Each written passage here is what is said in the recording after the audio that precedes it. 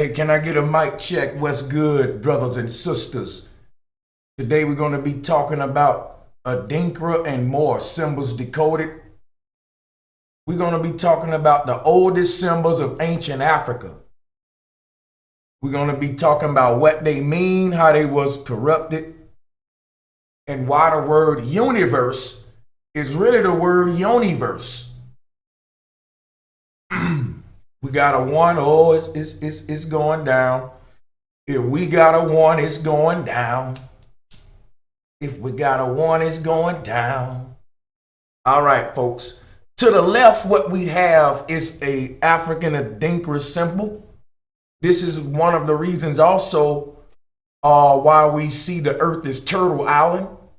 If you look at the Adinkra symbol to your left, that is also can be added to syncretism in relation to the previous videos I was doing on the Aboriginals. This Adinkra symbol became Turtle Island. But I'm explaining to you what this Adinkra symbol really is. Now, when you research about Adinkra symbols, what you've been told is that they are symbols that represent concepts or aphorisms. Adinkra are used extensively in fabrics and pottery among the Ashantis of the Ashanti Kingdom and the Boales, who historically migrated from Ghana. Now, let's talk about a little bit about the Ashantis, and we'll come back to this symbol on the left, which is an Adinkra symbol. The symbol on the right is the Norse tree of life, and this is the Norse cosmos. This is what the ancient Norse describes the earth as being. So what we see on the right is pretty much a flat earth model from an inner view, where you don't, pretty much if you was to draw a circle around this Norse tree of life, it'll be your flat earth terrarium, with the earth plane being the X in the middle. We all should know that. Now that Norse world tree is the same symbol that we see on the left. Right now what I'm doing is showing you how all the ancient symbols, no matter what quote unquote race you are, were the same, because all the ancients knew the one secret cosmic code, which wasn't a secret in that time. It didn't become a secret until people took this code to create free energy, and they stopped people from creating their own energy to create their own power grid to rule you in a matrix. The matrix was created by corrupting and hiding the symbols. This symbol that we're looking at on the left is an ancient African Adinkra symbol. And one of the people who used this symbol is the Ashanti. And the reason they are called the Ashanti is because the Ashanti people cover themselves in ashes to pay reverence to the Great Mother. You look at this guy right here, he got ash covered on his, that's white ash in reverence to the whiteness of the moon in honor of the moon goddesses. What am I showing you here? That people in Africa still pay honor to the moon goddesses, while people in America is calling it witchcraft, sorcery. So the witches cover their faces in white ash in honor of the moon, and pro-blacks in America say, yeah, that's witchcraft. I'm going to stay away from that stuff, when that's really your own culture and heritage. This dude is not a witch. And the reason he got that on top of his head is because that's an African tradition, how they carry things around, of course. But even when you look at that, it takes balance. See what I'm saying? He's not consciously thinking about balancing that on his head. It's a subconscious type of balancing. They've been doing it so long.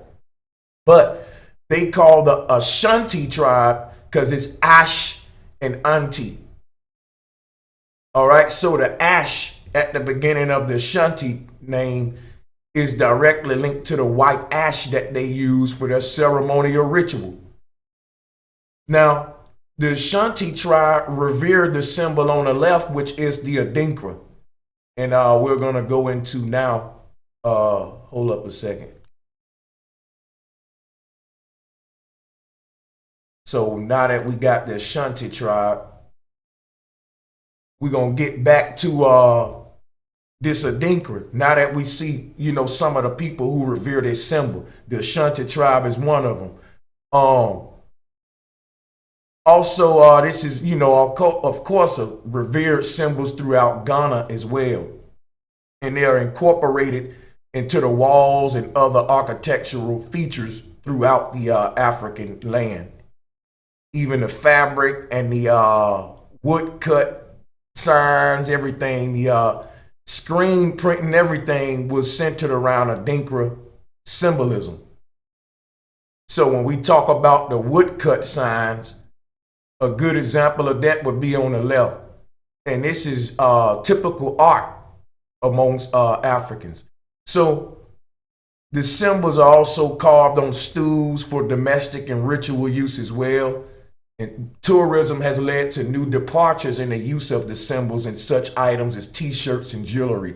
Now, what I'm going to show you is how, along with t-shirts, jewelry, and tourism has corrupted these symbols because everybody trying to profit, so they're losing meaning.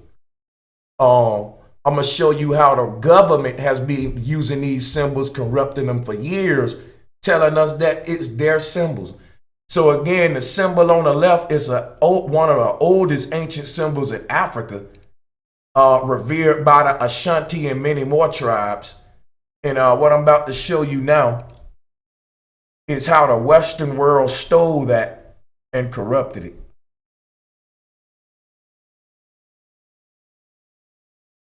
Now, the image I'm pulling up now that we're putting on the right is something that's called the Birkeland current. And of course, Birkeland is a European Western man who got all the credit for this idea. He got all the credit for this idea. And so many people are calling what you see on the right the Birkeland current. They call this the Birkeland current. That's what we see on the right. But what we're looking at is corruption and plagiarization of the Adinkra. Now, if you look at this symbol on the right, what they're calling the Birkeland current, it's a CGI computed animated picture that they just generated to plagiarize an ancient concept. So over here in the Western world, y'all will give all the credit to Berkeley, and he get Nobel Prizes, and oh man, Berkeley, you're a genius. But all Berkeley did was steal the concept from ancient Africans. Not just stealing it from ancient Africans, but ancient people, period, because it's not exclusive to Africa. And we'll be going over that. I'm showing you how the symbol on the right hides the true knowledge of the symbol on the left. The symbol on the left represents free energy for everybody, and I'll be showing you how that worked later. The symbol on the right represents one man getting a bunch of credit because we sent some goofy instrument into space and snapped the picture of a sacred geometrical shape that just so happened to be an ancient African symbol that everybody was talking about. Wrap your head around that as we move on. Now, I'm going to keep that Berkeley current up just a little bit in case we have to go back to it. But yeah, let's keep the Berkeley current up for a minute. And what we'll sync the Berkeley current to is another image I wanted y'all to pay attention to, how this symbolism is right in front of our faces and the ancients been telling us about it. Check this out. This is a flat earth conception that I found online. This is the yin yang fishes. The image on the right is a flat earth model which shows the small flat earth plane in the middle of the toroidal field. Now, it don't have the other planes around it.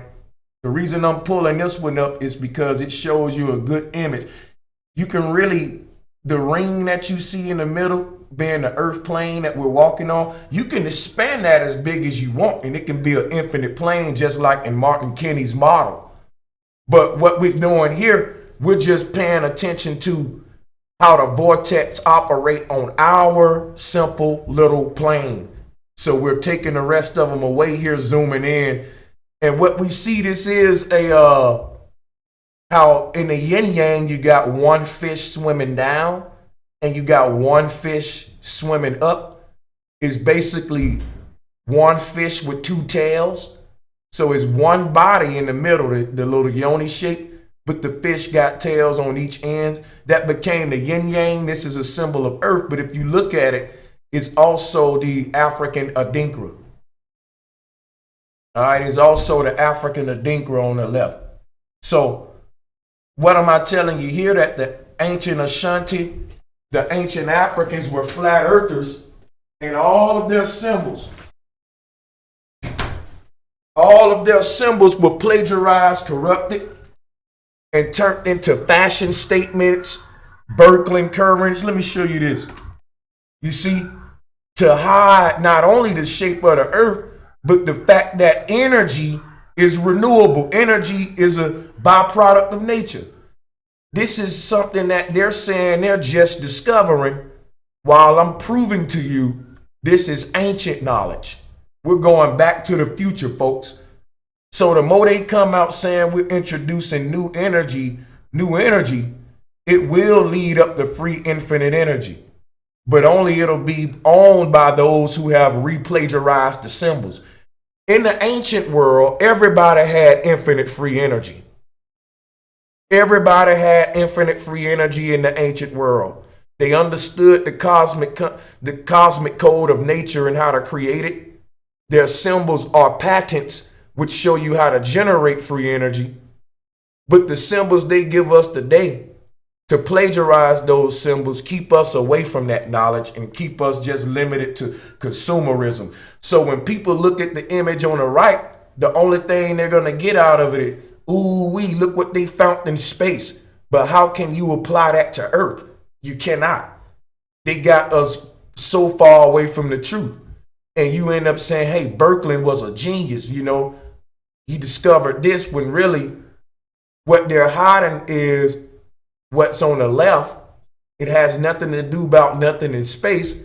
This is a patent which can be applied to generate free energy on Earth. So that's what the Adinkra symbol is. Let's pull up some more. We see that it all represent the layout of the earth. So this is why sacred geometry is important, because the shape of the earth show you how to generate free energy upon the earth. So that's why that's important. Let me see what else we can sync this to.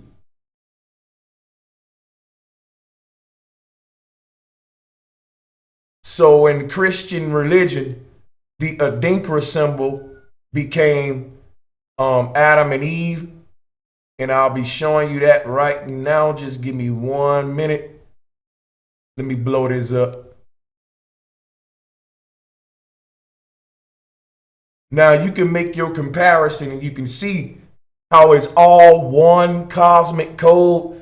There are no different religions. There's only one code of nature that's hid by all of the religions to corrupt their own masses. That's why Christ got a mass, Buddha got a mass, Krishna got a mass, Allah got a mass. The Christ mass or the Christmas. Now, when you look at the date 25th, is really dealing with the fact that 5 and 5 equals a child. Meaning the man give 50% of his DNA, the woman give 50% of her DNA, and that's what keeps the tree of life growing. The tree of life is the DNA strand. That's why the serpent wrapped around it. So Adam and Eve is simply a personification of a cosmic, higher cosmic concept, meaning sun and moon, electricity and magnetism. And that's what the Adinkra represent. So that's why when we say balance, we're really saying ball lanced. And that's what the Adinkra is. That's what Adam and Eve art represent, a lance ball. That's the yin yang. So the ancients in Africa basically had their own version of the yin yang. And we're looking at it here on the left called the Adinkra. And also, this is your Turtle Island. Again, this is Turtle Island. So in the back of Adam and Eve, you see a polka dot circle. And that's the same thing. All this art is the same thing. But we're not through yet now. If you look at Adam and Eve in the red circle with the tree, how it goes up to the top. If you look at the negative space, it's also the peace symbol. Let me show you how it's the peace symbol. The purpose of sacred geometry basically is to sync all these symbols back together to one common place, make sense out of it, show you how it's all just one cosmic code. You know, let me find what I'm looking for real quick. I'll show you here. Hold up a second. When you look at a peace symbol, you basically looking at Adam and Eve or a Pac-Man with his mouth up. Let me show you what I'm talking about. When we throw up our two hands for peace, it's to represent how the tree split the circle. But let me show y'all what I'm talking about real quick and screen share right quick. We're going to add some more content to the screen.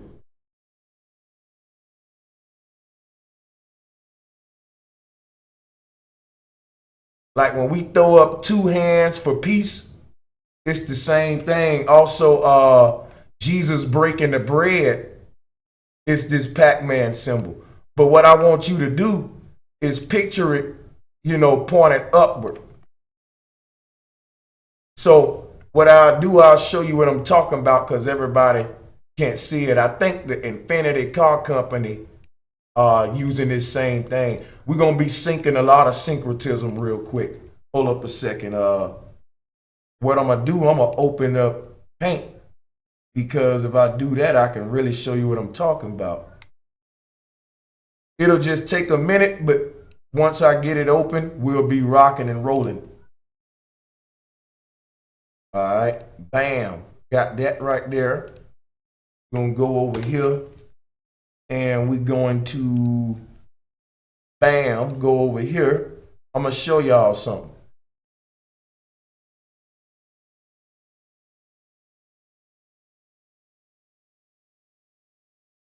See, if you take this symbol here and flip it up and flip it, you know, the way I got it now, vertically, you can see. And that's the infinity car symbol too, because this is infinity. And this is the Adinkra.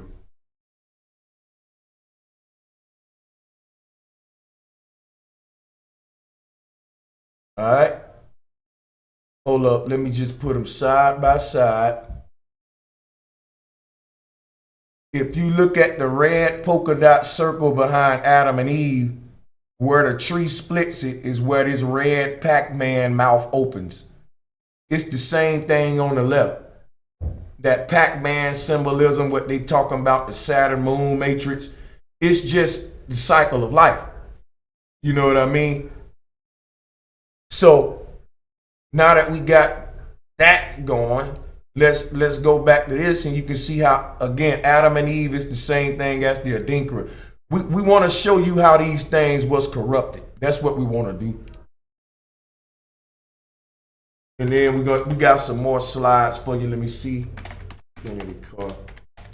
So much stuff that you just won't think is stolen information. It is.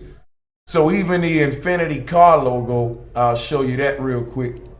The same Pac-Man symbolism telling you infinity, because where that circle, where the tree splits the circle at, is where infinity is created.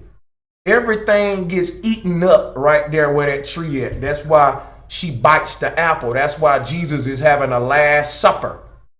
Okay? This is why if you look up a Hunapku, the great mother is biting the cosmic wheel right there where the tree is, where we say the Pac-Man mouth is open. Matter of fact, let me show you that real quick.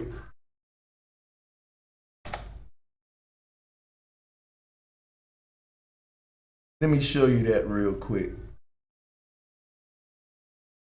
The Hunapku Aztec. I want the one with the great mother. And all of these, they got the great mother biting them like on the Mayan cosmos. Let me see some Mayan cosmic wheel. Hunapku. Show y'all how all of this the same.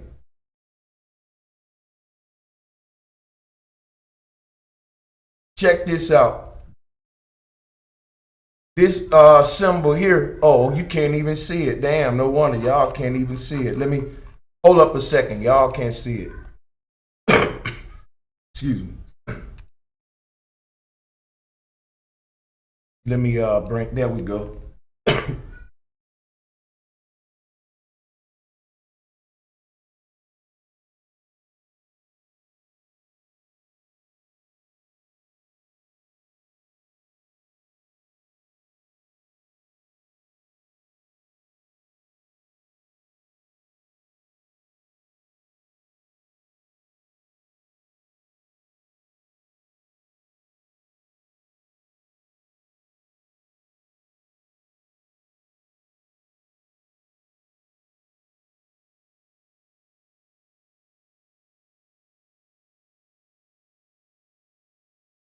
In a lot of these Hunapku depictions, you can see the great mother biting the wheel at the center.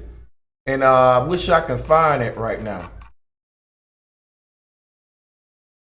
Maybe it's the Mayan one. I got it downloaded on my files. I can pull it up for you. But I think I can just do a better job finding it right quick.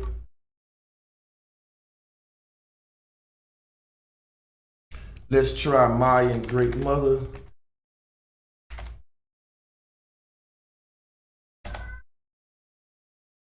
Okay.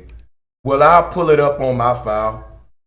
What it is this symbol called a Hunapku, where we see this spiral at.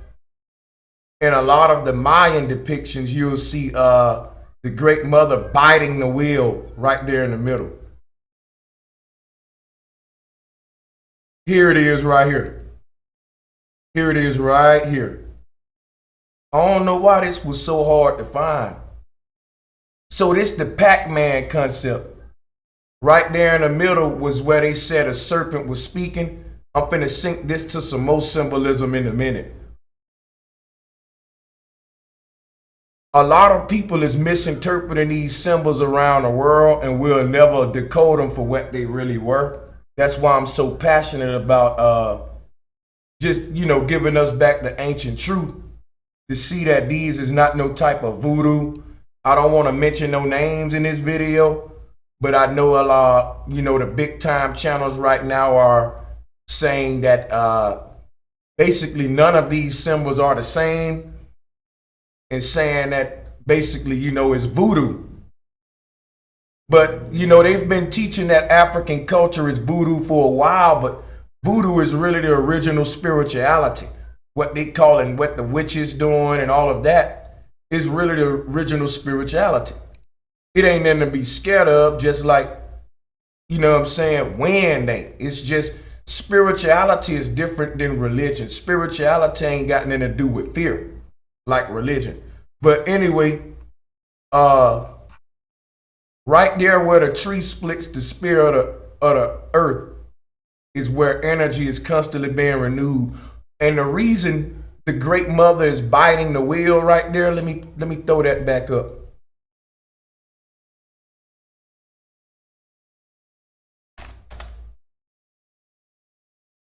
See, right there where in the middle of the circle, where the tree split it, is where the mother is biting at, saying, I'm splitting it right here.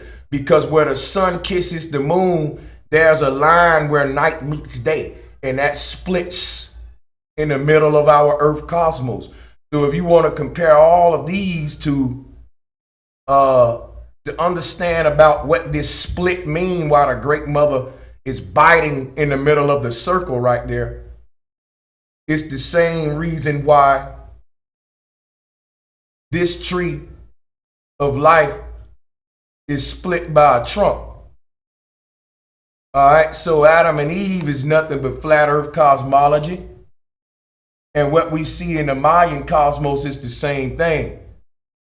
The four corners of the earth being the four arms surrounding the great Mayan mother, and where she biting in the center is where all of the elements, that mountain you see and that tree in the middle of the earth, represents a magnetic vortex where everything breaks down and get recycled in the ground and in the sky. All the heavy elements at the end of the periodic table get recycled through the ground, and all the light elements ascend as vapors up into the ether through the hyperboloid, through the heavenly sky vault. Jesus breaking the bread in the middle of the table is the tree right there breaking the table, being the earth. The table is the earth. It's the periodic table. All the elements exist here. The only thing that exists beyond this world is that which recycles the elements. In other words, the shell of the earth is not just a protective barrier, it's a wash machine for all of the elements that create this reality. Like a snake shedding its skin. The shell of the snake, being the skin, is also being shedded to renew the snake constantly. So when you talk about a biting going on at the middle of the circle, that also became this symbol. Let me pull it up for you. A biting going on. Let me try to find that real quick online right here, since I got this up. Here it is, the biting that's going on at the middle of the circle became this symbol. Let me try to get this for you, because I got this thing all zoomed up. Hold up a second. Hold up, y'all. I'm gonna show you the Ouroboros. So I'm giving you ancient African symbolism, syncing it up with symbolism all around the world, showing you everybody was saying the same thing. Everybody was on the same page. This is the Ouroboros. And where the snake bites his tail is also the same thing I was showing you here with the Mayan Great Mother. Where the snake, she was the snake on a tree. When I say that they desecrated the woman, I'm showing it to you. In the middle of the ancient African cosmos was the Great Mother, just like everybody else, just like you see in this Mayan one on the left. He's the oldest cosmogonies, and the one on the right. But the one on the right replaced the Great Mother with a mountain and a tree. So the Great Mother was replaced by a lot of things, even a bird, a void. In the early flat earth models, the glass dome, she was just replaced by glass. So there's an opening in that dome like a bundt cake, where all the energy that creates this reality renews itself. And the reason for that is because the Most High is perfect. In other words, the Most High don't have to create new things. The Most High don't have to create new water and let me create some more air because they running out of air. Oh, let me create some new water because they running out of water. That ain't the way this system operates. Nothing new is created. Everything that exists is renewed. Let me say that again. Nothing new is created, but everything that exists is renewed. This is the code of infinity.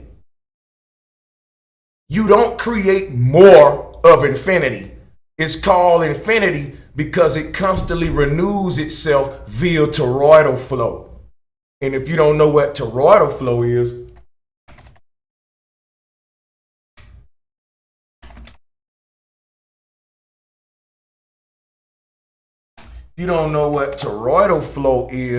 we can give you a quick example of that now and show you why it became the Jesus fish. Here it is. And you can see it looks like two cupids with the horns pointed different ways. I'm just entering symbolism from around the world in relation to the African Adinkra there on the left. Look at here's the thing. I'm showing you that ancient Africans and ancient people were brilliant. They were on the same level of Nikola Tesla and the people who creating the energy grids today. They say we are more advanced than the ancients because we have an energy grid. They want you to believe that the ancient cities were in darkness, people. That's a lie. The ancient had city lights. I want you to grasp that. Get that in your head.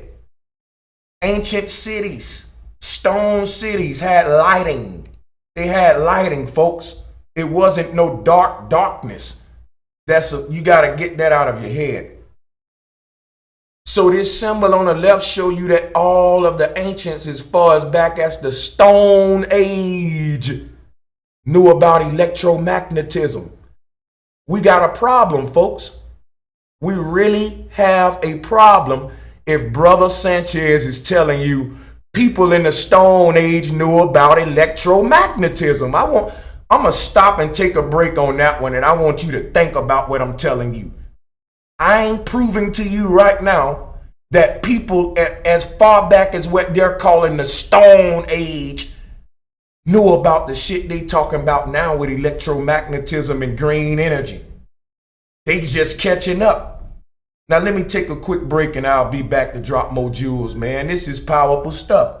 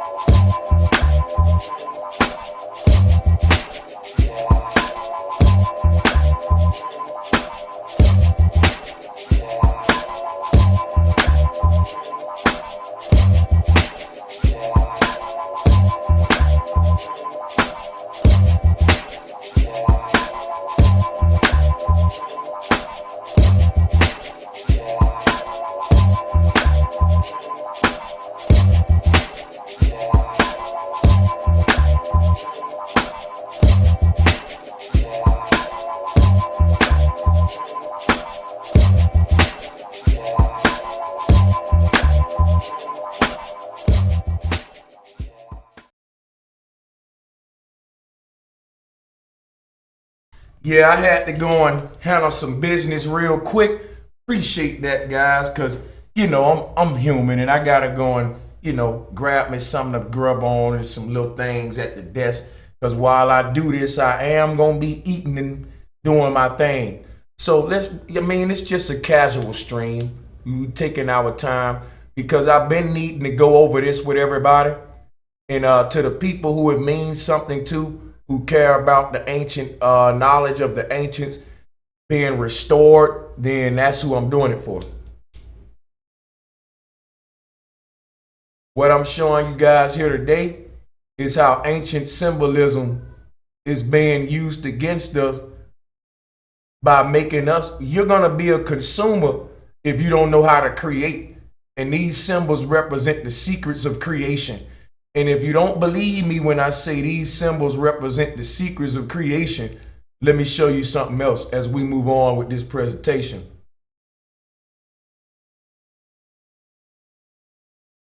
All right, let me show you another symbol that's used.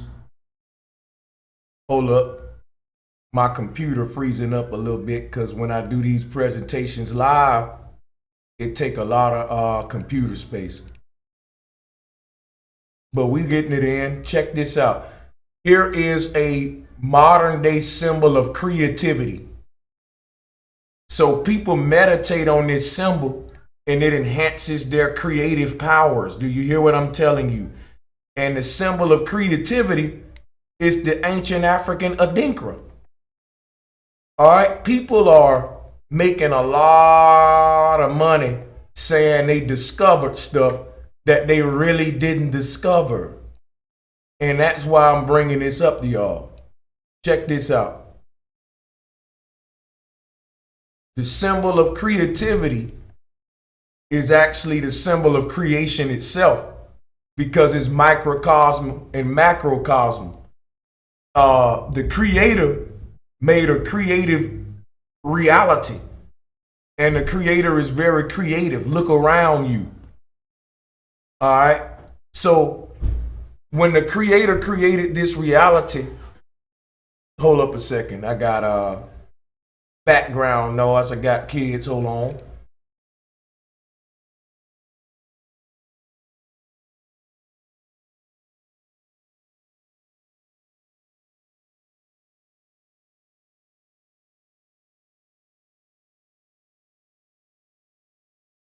All right. So like I was saying, this African Adinkra symbol is a symbol of creation. And what we're living in is called creation. So people actually meditate on a symbol that shapes like the macrocosm, that shapes like the cosmos, it shapes like the earth to actually enhance their creativity. They meditate on a symbol of creation. We call it the symbol of creativity.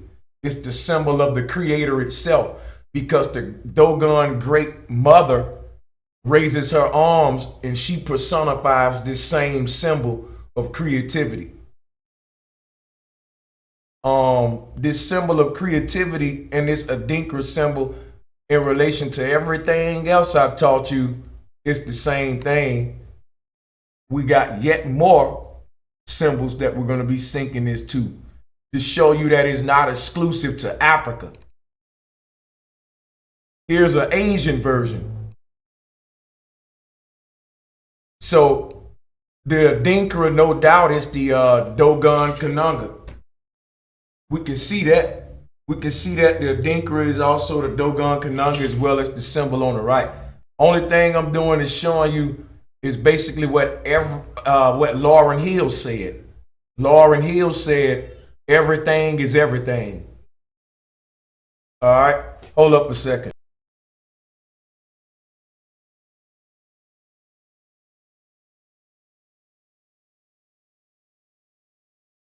So everything is everything, and all of the symbols we looking at, let me see. Let's go back to our internet file.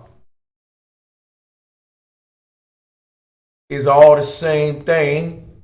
It's only one code of nature. We'll keep this little torus field going while we throw some more up there, and we're going to sync some more. So we got an Asian version of the Adinkra on the right. I forgot what they call theirs. And we know the Dogon call theirs the Kananga. But the Ashanti, they don't got a Kananga. They got a Adinkra. And most of the time when you looking up this symbol, it's going to always have the same amount of syllables. Kananga, Adinkra, Hunaku.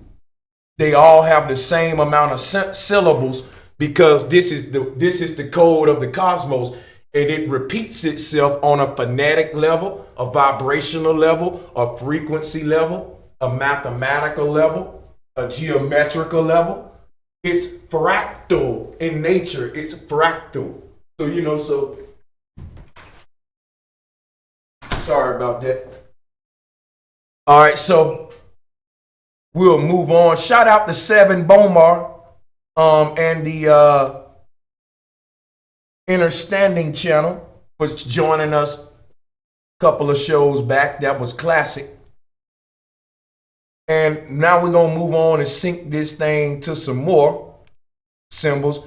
We'll be having the brother Seven Bomar on the show soon to do some of this syncretism. Now we're going to sync this symbol to more Western world plagiarization. Everybody heard of Planet X Nibiru? What is Planet X or Nibiru? Well, let's take a look at what they're showing us Planet X Nibiru is from a scientific perspective.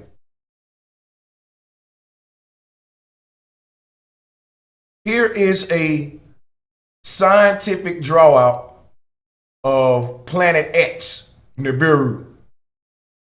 I want you to look at this thing. Oh, let me move this out the way.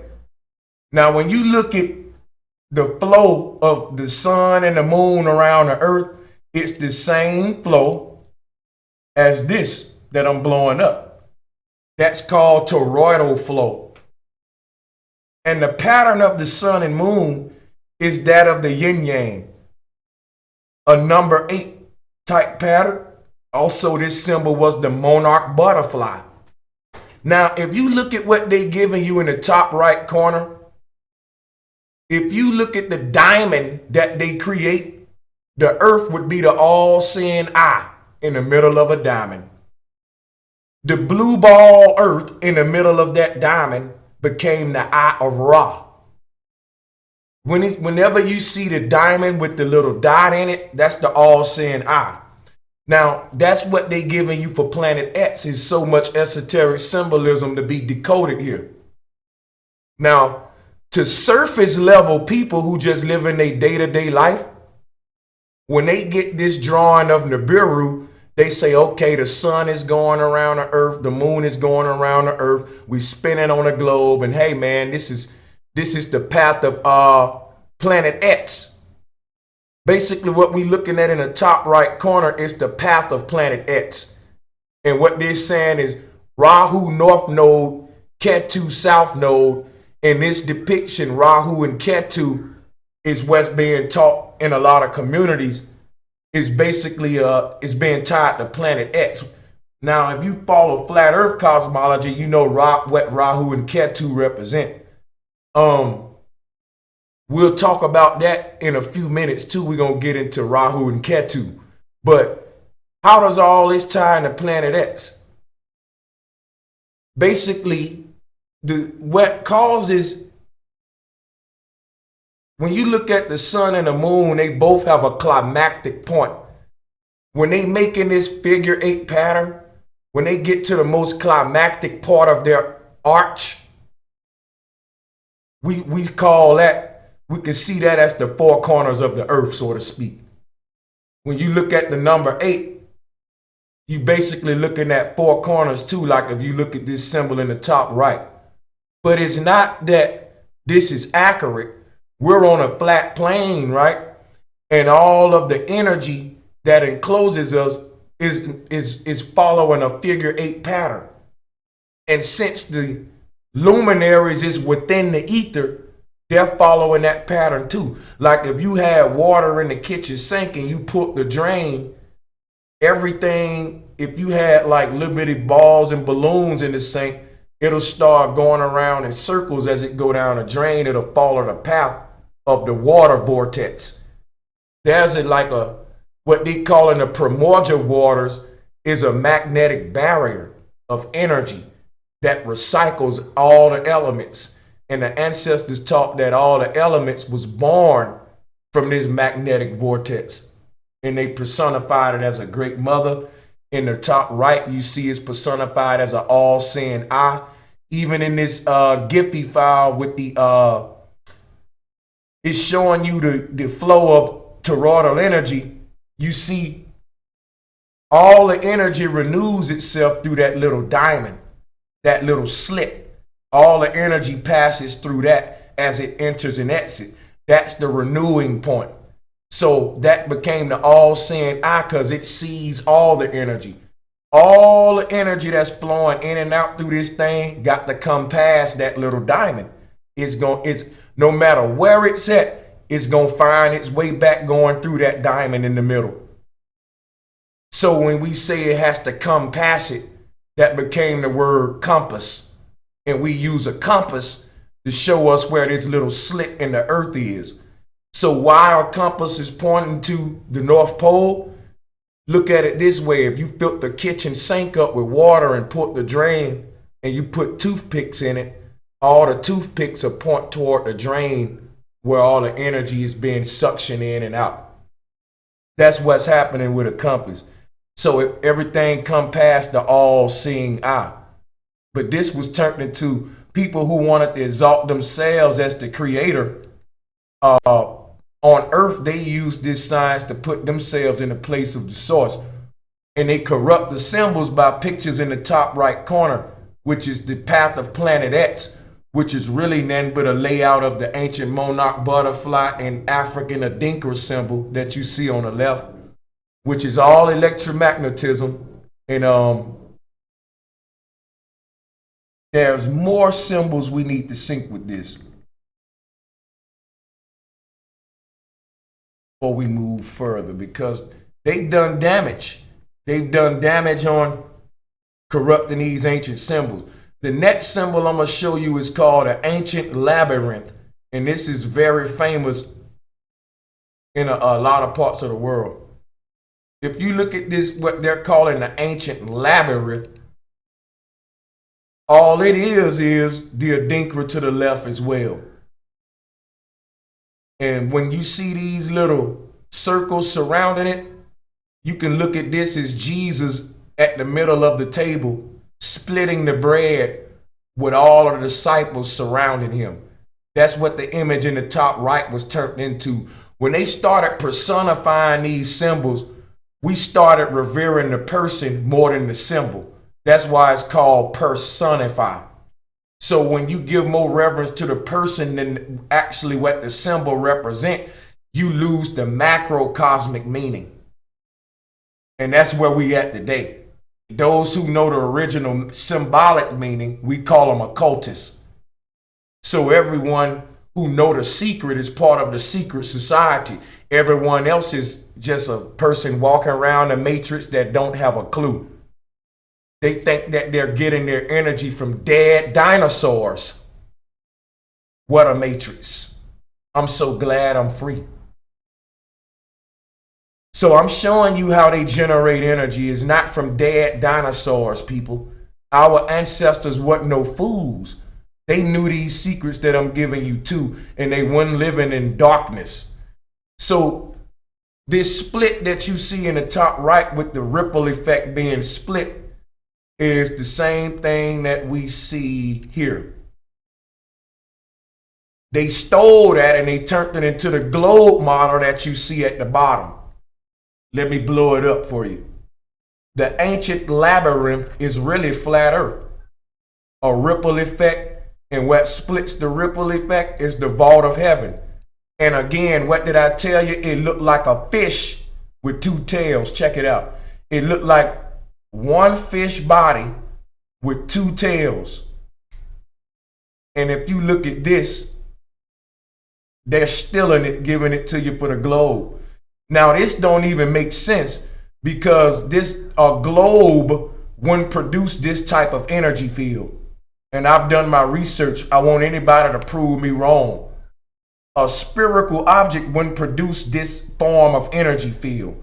Only a plane can produce a spherical field around it. In the case, this is what I'm telling you. This would be more accurate. Would be more accurate. This is where we're walking at. We call it the grounding point of an energy field, where positive meets negative. Your feet touches the ground. Okay?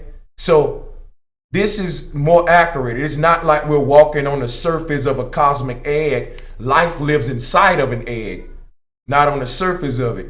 And this concept is called a cosmic egg concept. We walk around on the inside of this egg on a flat ring plane. And in electricity and magnetism, that's called a dielectric inertial plane. They want to convince you that it's the other way around. This wouldn't make sense, because if we were walking on a surface, this wouldn't make sense, because the energy field surrounding this globe is inaccurate.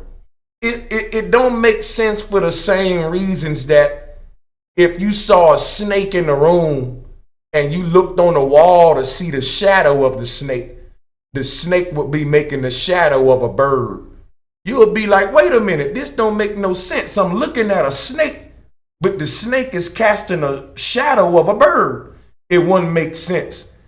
And when you start studying how Taurus energy work, you will see that a globe wouldn't cast a magnetic energy field like this. Only a plane would cast this kind of energy field, proving that the earth is an infinite plane, that, like the ancestor said, and that each plane is separated by its own toroidal field or skynet. So when we look in the top right, what they're calling the ancient labyrinth, this thing is famous in many places. It's nothing but electromagnetism being split by the sky vault. All right, so we're going to move on and sync this to some more symbolism. Now, when we look at this Adinkra symbol on the left, that's one of the oldest symbols in Africa. It also became this symbol. Everybody familiar with this one. What do they call it? An atom, right? They also use this same symbol for carbon. Anything you pull up, it's going to still be this symbol. Even if you pull up a particle going to have this same shape, because it's a fractal code. It's a fractal code. There are no particles. There are no molecules. It's only toroidal flow, and everything is connected. All right, so everything isn't composed of a bunch of particles vibrating at rapid speeds to hold you together. The vibration is this right here. This toroidal flow image that we're looking at is a vibrational energy flow. It's a vibrational type energy. Everything is one of these. Even what they call in red blood cells, if you pull up blood cell, it's a torus. It's a little bitty torus. So it's not like that there's a bunch of little particles making everything. There's a bunch of torus fields within torus fields. Everything is a torus field within a torus field.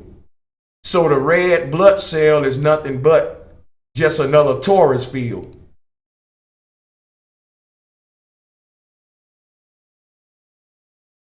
Now, as we look at the image that they give us for the atom, the reason it's called an atom is because when they gave us that symbol, they hid the great mother behind the Genesis story. This is the scientific account of what the Bible was talking about. So to you smart people that's thinking you atheists and thinking that you got away from the Bible, you did not, because they still gave you Adam in the form of this symbol.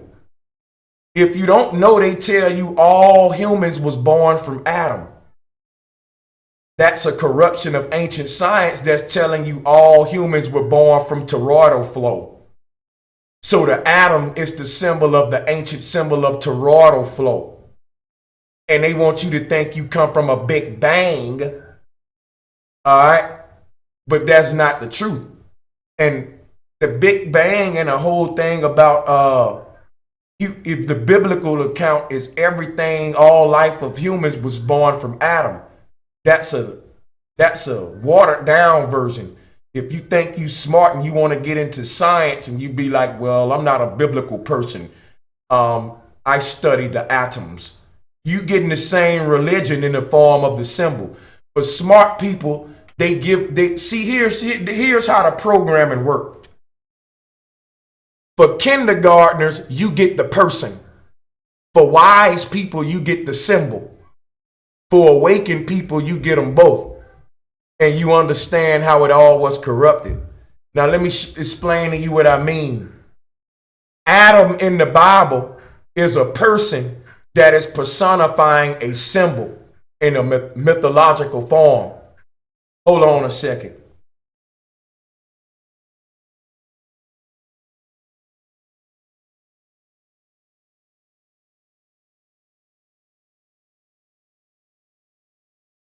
Adam in the Bible represent the beginning of creation.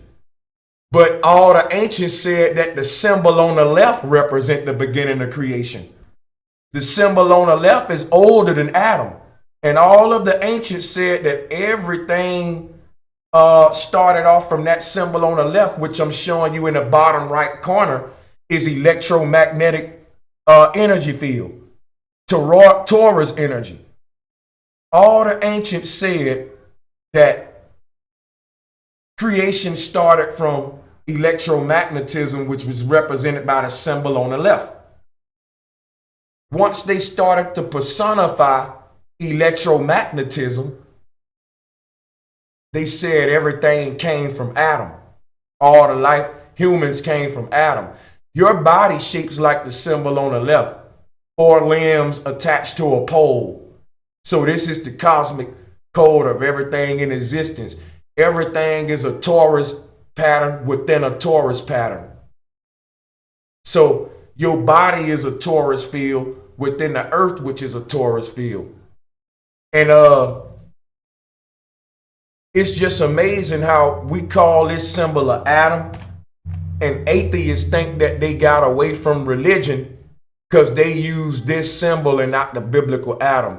When the symbols were personified, that was another way of further dumbing down the people and hiding the truth about the symbol. So the most dumbed down people still go by the person, which is Adam, Jesus, and they give all their energy to a person that don't exist. These persons represent a symbol that was personified. So now that you see how Adam is actually the Adam as well and how they relate, we can move on. It's only one cosmic code. So if you look at the symbol of the atom, before we move on, let me pull this up. I want to show you how the symbol of the atom is also the tree of life on the right. And also it's the symbol of creativity. It's also Adam and Eve at the tree of life. It's also the Berkeley current instead of the little hexagram in the middle with the energy bursting out the top and bottom. It's the globe because they hid this knowledge behind the globe. That's how they flip it inside out. It's the same thing as the Norse world tree of life on the right. This is the Norse tree of life. To the left is what they give us for an atom. Everything is the cosmos. There's only one cosmic code. I'm giving it to you now. And let me see what that was it. So it's all of those. And also again, we syncing this to one of the oldest ancient African symbols, which is on the left. That's the Adinkra. But we got more things we're gonna sync it with too. So let's get into that. This is some artwork that comes from Hollow Earth theory.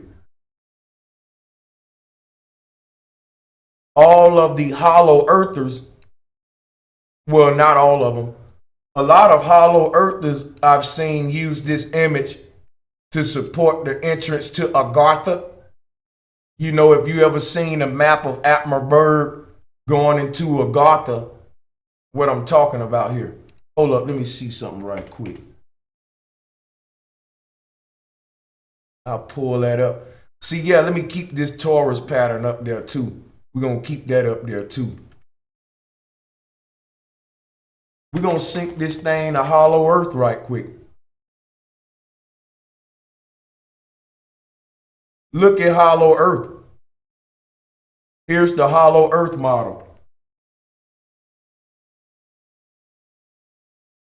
Now the hollow earth model is the same little, this artwork we see on the right, that come from some kind of lecture that I saw. I did like a screenshot. But if you Google hollow earth, you'll see that a lot of hollow earthers was using this, you know, to sync it with hollow earth. And you see how they would do that if you look at Agartha right here at the bottom, what we're calling Agartha. See, the hollow earth is a concept where you waking up, but you're not fully there yet. You still get you're on your way back to flat earth truth, but you still trying to blend in globular concepts. So what happens is when you mix them both, you get this hollow earth concept where it's some like a toroidal energy field, but people saying you basically walking around a concave earth. So the hollow earth is basically the globers on the outside and concavers on the inside. But the only thing that brings it into balance is flat earth, because it takes this central sun out of the middle and replaces it with the dielectric inertial plane. They're hiding the truth about the earth with the sun gods. This plane in the middle and this pole right here represent the cross, what they saying with Jesus. So when you go to Agartha, they just give you the sun on the cross. It's all programming, Christian programming. Here's the sun on the cross. And that right here is a plagiarization of this right here. This is the correct interpretation right here. This is how the energy would flow. And you can see how this sine wave is flowing in and out of the vortex. That's the serpent on the tree of life, coiled up around the tree of life. All right. This is the correct interpretation. This is how your eyes are made, your nasal cavity, your nose, your lungs, because it's one cosmic fractal code. This is how your heart is made. This is your lungs as well. This is even your pelvic area. So it's one fractal code, because when the creator created one concept, and they didn't have to create another one because it's perfect. It didn't have to do nothing but create one concept and duplicate that concept. That's all the creator did. And this is the concept. So this is your body as well, with your 2 arms and 2 legs. This is a tree with the roots going into the ground and the branches going toward the sky. This is the yin and the yang. When the creator created this cosmic code, it created one thing and duplicated that one thing. And the duplicity of that one thing is what we're calling infinity. It didn't have to create a whole bunch of different things. It created one thing that manifests as different things. So this same pattern is a fish, a flower, anything in creation can be synced to this one pattern, because it can be expressed in many different ways. But if I tell everybody out there to draw a number 2, if I get 20 people to draw the number 2, we'll get 20 number 2s, and yeah, it'll all be the same number, but every number 2 will look different. That's why I'm showing you all these different symbols, but they the same thing. They the same thing, even all this artwork. It's one cosmic code all around you. And what they're calling opening the third eye is the ability to see the way I'm showing you now. The one code, or holy, holistic, universal, in totality. This is how to escape the duat. So when they give you God versus the devil, they polarize these concepts. It's God and the devil, Jack and Jill, heaven and hell, sky and ground. They work together, yin and yang. They're not going to war. They're opposite forces that complement each other, man and woman, sun and moon, up and down, hot and cold, love and hate. So electricity and magnetism in this one fractal pattern, all the way down from macro to micro. Now, what we're going to point out, that's interesting with the hollow earth, because you can see how we were waking up. The hollow earth was a necessary process to go through. I'm starting to think that you can see it as deception, but it's really like us just awakening. You know, as we try to refigure this shit back out. So you can see how this hollow earth thing is also the African Adinkra, but you can see how it's corruption, high and flat earth truth, and electromagnetic energy field. But we're going to move on now, and we're going to sync this to some more images. Let's load another one up on the right.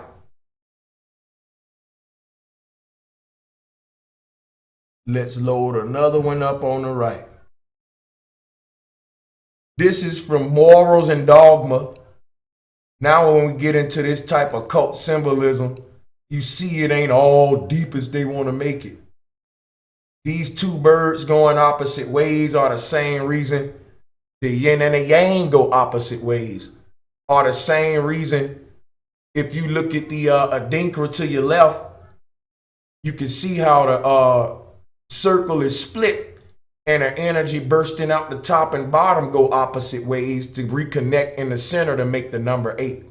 So when you look at that Adinkra symbol on the left, when you look at like the little legs and arms coming out the top of the circle, that's going around the thing, making the number 8.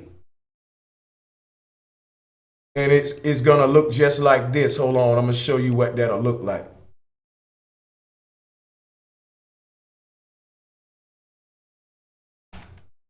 Here it is right here. When you look at the symbol on the right, or the Giphy file on the right, you can see about the double-headed eagles all over the place that they use in the occult. If you trace those double-headed eagles, they make a Christmas tree type shape, and that's why we wrap the lights around the tree. You can see the lights right here under the wings of the bird, and the light coming from the top of the birds. That would be the angel at the top of the Christmas tree. But it's all the same symbolism. The double-headed bird, see, what it is you got one body, but the head is two birds. And what they're telling you is what the same thing I was telling you earlier, how if you look at the image on the right, when you talk electromagnetism, you got one fish body, but two tails.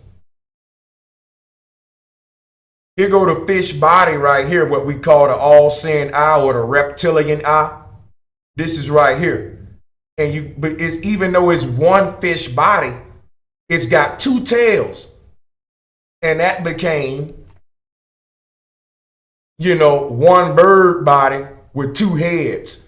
It's so many ways you can symbolize this. They got the double-headed dragon, but it's the same thing. Today, to dumb you down, they make you scared of it. They say it's Satanism. Stay away from it. Stay away from the dragons, the serpents. A lot of people say Asian people come from Lemurians. They say Asian people come from some type of serpent people because they got the dragons. No, the dragons in Asia are nothing but the Ouroboros. We got to get out of the spookism. The dragons that we see, the Asians in their culture, is nothing but the Ouroboros. I don't get how syncretists not making this connection.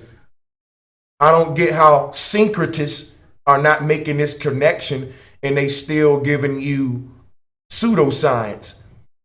There are no advanced races. The fact is, we were once advanced in our thinking.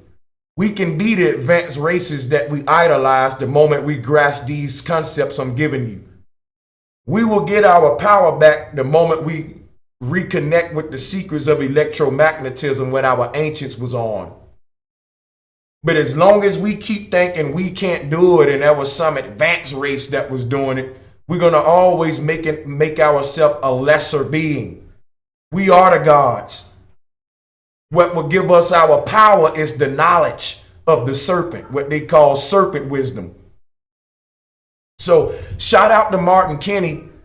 I know he's teaching that the Asians come from some kind of dragon or serpent race, if I'm not mistaken. I don't want to misquote him, but I want you guys to share this with him and let him know what I said, that the dragons in the Asian culture are the Ouroboros. Dragons in Asian culture, I'm going to keep repeating this. Dragons in Asian culture are the Ouroboros. And the Ouroboros is electromagnetism. Everybody express electromagnetism in their own way. The Asians knew about it too. I just showed you an Asian Adinkra symbol. Another way the Asians expressed it was the dragon eating its tail.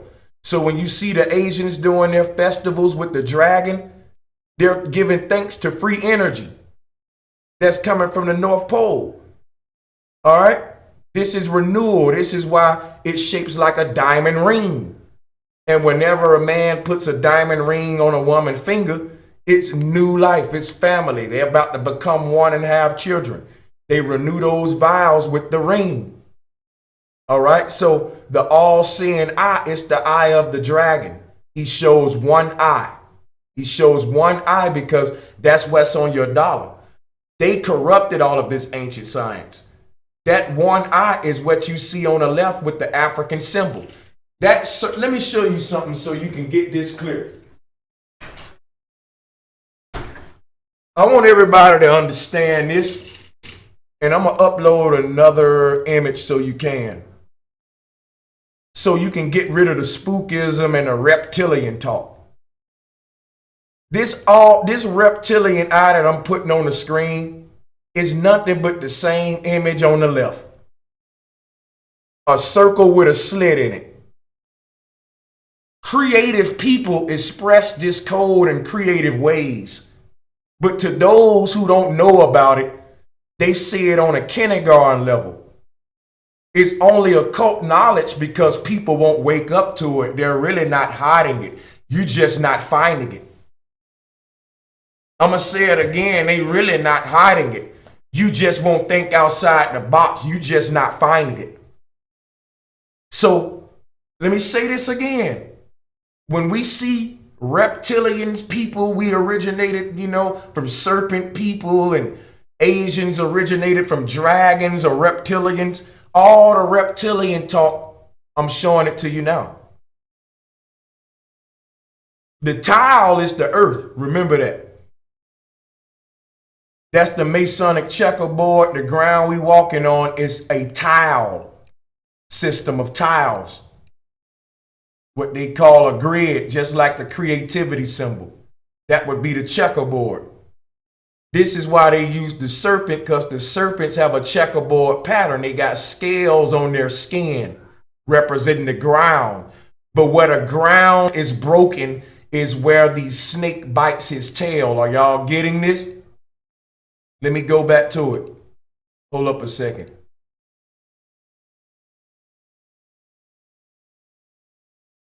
The skin of the serpent is symbolic of the grid, the ground. But what splits the center of the ground is the North Pole. And that's where he's biting his tail in the middle. Same thing we see here. All right. So let's sync this some more to because it's some more stuff before I lose my train of thought. We got to understand that Asians come from, everyone on earth originate from the same place. That's what this African symbol showing you.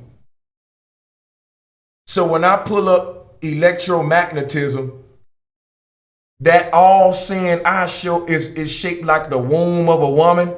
It shows you where all the races of humanity originate from, the same place.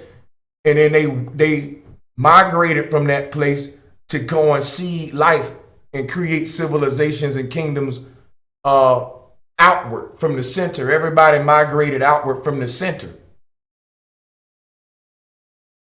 Just like you see all of this energy migrating outward from this all-seeing eye, that's what the humans did. We are the living energy.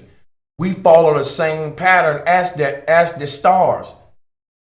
Everything spread outward, just like if you drop a germ or virus inside of a petri dish at the center of it, that disease is spread all the way outward like a ripple effect to the edge of that dish. Earth is a big petri dish, and we're the germs, all the life on it. This is a controlled environment. All right. So we got to keep in mind all of the reptilian talk, serpent people, and advanced races. You know, that's pseudoscience. That's corrupting these symbols. The Asians don't teach that they come from no dragon people or serpent people. I've researched Asian culture in detail, and I can tell you right now, all the ancients was on the same page. The Asians researched the same thing as the Africans. This is an electromagnetic energy field, but all of the energy is being recycled where his mouth is. If you look at where this snake mouth is, and we go back to right here, this would be the snake mouth eating up the energy. This is why the snake is biting his tail, because all of the energy is renewing itself in the mouth. So again, Martin Kenny, Asians do not originate from dragon people and serpent people. The serpent that they use in their festivals, again, is electromagnetism. Everybody had the same code expressed in different zootypes, different animals, and different patterns. One way the Asians expressed it was this dragon or the serpent, the Ouroboros. So we got to show this to our flat earth brothers and sisters. Because one thing that I don't like what y'all do, y'all always come to my channel and be like, Brother Sanchez, did you hear when such and such said this? Do you watch such and such videos? Yeah, I watch them.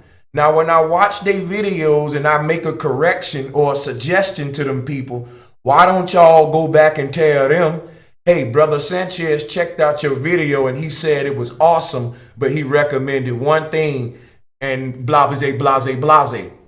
People should go, if you're friends with Martin Kenny, you should get this to him. We should want to correct each other because it's going to help the community. You know, a globalist, a lot of the atheist communities will love to hear you say, you know, Asians come from dragon people and all that. You got all these big skeptic channels trying to debunk us. Well, this brings it back into perspective with free energy and flat earth and show them that we ain't no crazy nutcases out here. That, hey, no, we didn't originate from dragon people. The dragon is actually an interpretation of electromagnetism eating its own tail. Because this symbol looks like a dragon eating his own tail. All the energy is eaten up right here and fed back around again. So I think it's a brilliant way of the ancients to express this electromagnetism. But again, the problem with personifying a symbol is now people will look at this Ouroboros and say, hey, we come from dragon people. When you take this stuff literally, it becomes pseudoscience. And that's by design. You don't supposed to personify symbols. You know why? The symbol is bigger than the person. Let me say it again. You don't supposed to personify this symbol. Why? This symbol is bigger than the person. When the person started getting full of ego, the person started personifying the ancient code of God with itself. So this symbol also became a halo wrapped around Jesus' head. In Asia, they turned it into a little creature called a serpent or a snake, a little friendly male little dragon. Either way, you're turning a universal symbolic concept into a person. And that's the same thing that the Mayans did. They turned this non-biased symbol of electromagnetism into a person called a great mother. So now when people look at this, they don't really know what they're looking at today because they forgot that it was just a personification of this. So now people look at this to say, well, this is the Anunnaki, this is that, this is that. They can interpret this in so many ways. And often it's interpreted in scary, spooky ways to hide the truth. So, you know, this is deep stuff. Everybody personified this symbol, and the symbol lost its macrocosmic meaning. And the meaning was given to the person, not the symbol. So people will give a lot of respect to Jesus, but for being on the cross. But Jesus on the cross is this symbol right here. The great crossing is right here. If you think of the back of an envelope, let me show you something. This is where we get the Great Seal. This is why we call it the Great Seal, because X marks the spot. You see, you lick this and you seal it right here. You got four corners and your mouth go right here. And if you look at this symbol, it's the same thing. Four corners and it's sealed right here with the mouth of the mother. We're enveloped in electromagnetic toroidal energy flow. This is called an envelope. The male is inside of the hourglass. You and me, we exist inside of an hourglass. So we're not walking on the surface of a globe. Now let me check the chat room real quick, just to see if we, you know, okay, let me see. Yes, okay, shout out to Money Maker. Goddamn Money Maker. You really is a money maker. Donating that $99.99 flat power. I appreciate that. I appreciate that. Yep, I appreciate that, Money Maker. That's powerful, man. Like, me and my family, we appreciate that. And that let me know that I'm doing the right thing and that a lot of people respect this research. A lot of people ain't gonna respect it till years later, but I do appreciate that donation. And I'm gonna keep this thing going in respect to Money Maker. Because, you know, people supporting the show monetarily. We're going to keep this thing going, keep the energy good. So we don't want to never get off track. A lot of people got a lot of reverence for Jesus on the cross. But here is the cross right here. You are Jesus on the cross because all of the energy exists within this magnetic energy field. We're enveloped in the energy of the Most High, and this is called an envelope. This is BMW. If you look at the BMW car logo, same symbolism everywhere. Double hourglasses, the double hourglasses, because it's spinning. Now, this back of an envelope can be synced to the Mayan cosmos. Where you lick this envelope is where they got the tongue of the Great Mother. That's why they call it the Great Seal, because where the tongue of the Great Mother is where the energy renews itself. All right. So this envelope can be synced to the symbol on the left as well. The four corners and the great crossing with the center of the earth, showing you why we call it an envelope. You know what I'm saying? Everything is symbolic. But that's deep. A lot of people think that Asians come from, you know, dragon people or serpent people. But I had to go ahead and make that clear in this video. Asians come from where everyone else come from. We all come from the same place, and that's the magnetic North Pole. All diversity was created in the same spot, and that's at the center of the Taurus field. So to my syncretists out there on flat earth, we got to get past the personification of the symbol and back to the original symbolic meaning of it, which is electromagnetism. The Ouroboros does not mean Asian people come from snake people. It means that Asian people understood electromagnetism just like everyone else, and they personified it in the form of a dragon. Some people did serpent mothers and different stuff like that, but it's all the same. Now we're going to move on. We're going to sync this to a couple more things, and then we'll say the rest for part 2. We don't want to give them too much. We talk about the all-seeing eye being Masonic, and that's what they want us to do. Long as you keep calling it Masonic, you'll never unlock the secrets behind it that will empower you. Now, the symbol I'm putting on the screen now is the all-seeing eye, but it is not from the Masons. This is from West Africa, the Ashanti tribe. All right, and the Baluga tribe also used this symbol as well. But if you look at this all-seeing eye, it is the Adinkra that you see on the left. It's the same symbol. Instead of them having a circle with the slit, they just said, let's make it an eye. Let's just make it an eye. And they still got the energy bursting out the sides like two inverted C's. So as we look at that all-seeing eye in the top right corner, I'm going to throw up some artwork from a movie. And when I'm searching the web, often I find stuff that I'm not looking for. This was one of them. What we looking at in the bottom right corner is from some movie, some kind of artwork, but in it, it's got the angel of death doing the shh. Whenever you take your index finger and you split the lips, you're making the Adinkra symbol. This is the secret of the cosmos. That's why when we say shh, this is what's silent or occult. You take your index finger and you put it in the center of your lips. Why do you do that? Think about it. Why do you do that? You don't have to put your finger there. You can just make the noise with your mouth. You can just say shh. But why do we take our index finger and put it directly in the middle of our lips when we say shh? Because splitting the lips right in the middle is splitting the cosmic sea. See, the lips represent biting. When you say bite, you're talking about the buy. A bird is buy because it has two wings. When you say bite, there's a binary action, a top row and a bottom row of teeth. So it's a dual action. It's a binary action. And a bird uses a binary action to navigate. So it's called a bird. Bi at the beginning of something. A bicycle has two wheels that balances it.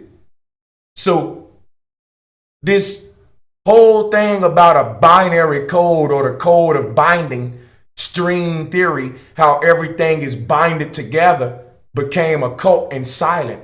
And when you say shh, your index finger in front of your lips is actually a sacred geometric pattern that you can see on the left. There's only one cosmic code. And if you look at the artwork on the bottom, you can see how it's all of the symbols in the collage around it. This is the phases of the moon. Now, as I flip these and add more images, we'll show you more how that's so. We'll do as much as we can a day, and all we don't get today, we'll get tomorrow. Here is how we see from the inside out. Energy enters the third eye from the crown chakra, and it goes directly into the center of the brain where it's fed to the left and right brain. And all of that energy flows throughout your body, out of the crown and out of the root, renewing itself as it passes the heart chakra. But when you look at your two eyes, each one being connected to a half of the brain, like a double camcorder system, in the middle of that would be the one that's viewing the picture. You get one image with two apparatuses. These two, you get a negative and a positive. They come together to make one image. You got two eyes, but you see one reality. But this is a cosmic code to show you how everything is constructed in this pyramid pattern. What we're looking at here is string theory. Now, we take this image of the third eye and your two eyes and link it with everything else, we can see is all the same thing. You can see this how you want to. To people who misinterpret these symbols and desecrate them and create fear with them, this number 8 pattern is no longer infinity to them. It becomes handcuffs. This symbol will meet you on whatever level of understanding you own, and you can create heaven or hell with yourself with this one symbol. It can be your handcuffs or a prison for you, or you can see how it is perpetual energy and the beautiful path of nature, the path of least resistance. So that's called ascension. Looking at the symbols and the universal meaning and, getting the cosmic code from them and making it applicable to us other than just making spooky videos about them. All right, so that's when we rise to our God status. Let me pull out some more. We'll sink it to some more.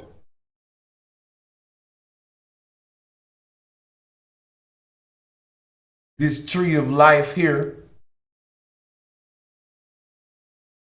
is the same thing as the African Adinkra on the left as well. That's a tree of life from ancient Hindu. That's just some artwork, the stairway of heaven connected to the trunk of the tree. This would be looking like the earth chakras. Each plane is a chakra point going up the stairway. And we exist on one of those planes on an infinite tree. And the trunk of that tree is at the North Pole. So it's split in the middle, just like we see from the Africans, and the Hindu was on the same page too. We're going to sync this with everything, man. Everybody was on the same page. This same cosmic code can be seen in the Ashanti ritual mask, what I'm pulling up now. You can link the Ashanti mask to the Adinkra, and the pattern of the mask that they drew around the eyes is the same toroidal energy flow that the Adinkra is trying to express to you. And that's why I was pulling up the electromagnetic Giphy files to show you how, let me go ahead and just, maybe we need to take another look at that to see how it connects.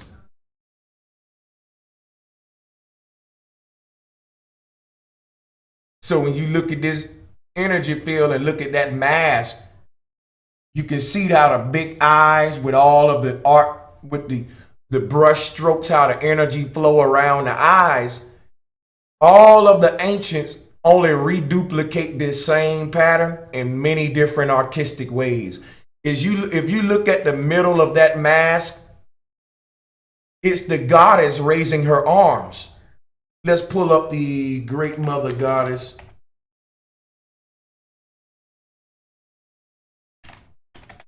I always tell you how the Great Mother be raising her arms up.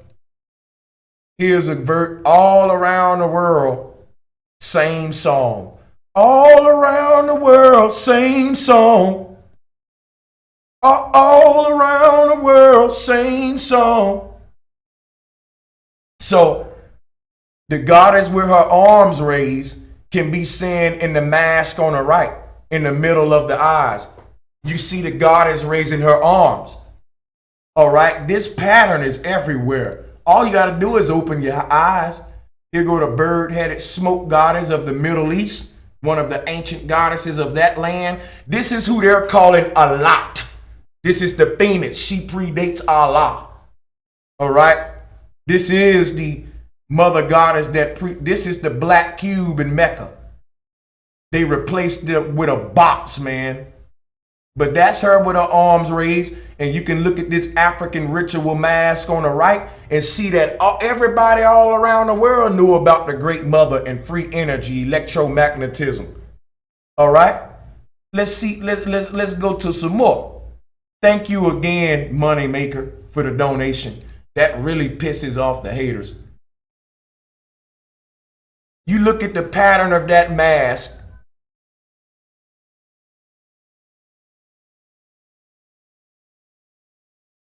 Look at the pattern of that mask. Well, let's pull up another image. We getting it in, we getting it in, we getting it in. Because if you look at the mask pattern, the eyes is again the Ouroboros. This snake represents the ether. And the ether is what we're calling the electromagnetic torus field.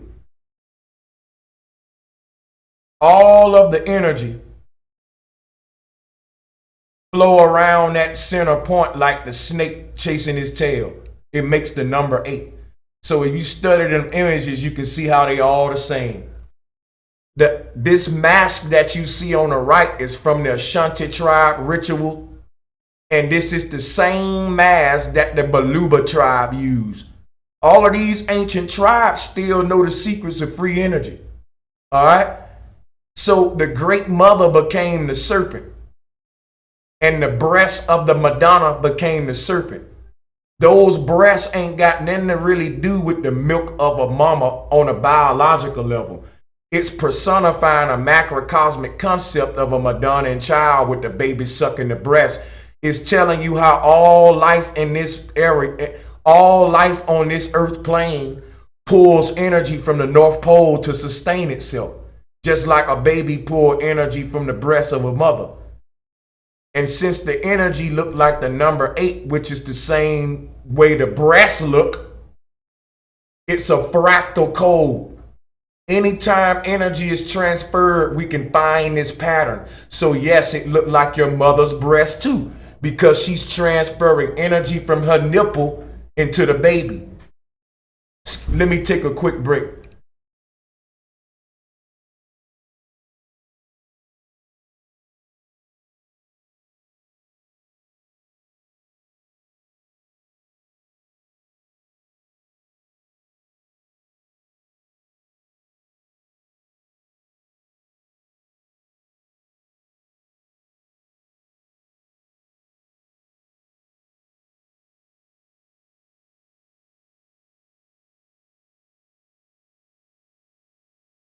Shout out to my brother Mark Managan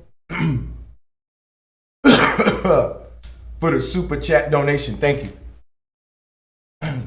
Excuse me, still recovering. My brother Mark Managan, appreciate the super chat donation. We're gonna continue here. You see the number 8 pattern that the snake, that snake is called an Ouroboros, and those negative spaces that he making when he loop his body can be seen in electromagnetic torus field above him. But here's what I want to point out as we sync this together. That snake represents the ether, and the ether is just the eater. The snake eats its tail, and they called it the eater. And today we call it the ether or the aether because it shapes like the number 8 and it eats itself. So when we talk about eating, the past tense of eat would be 8. And 8 is a number that represents eating or toroidal flow.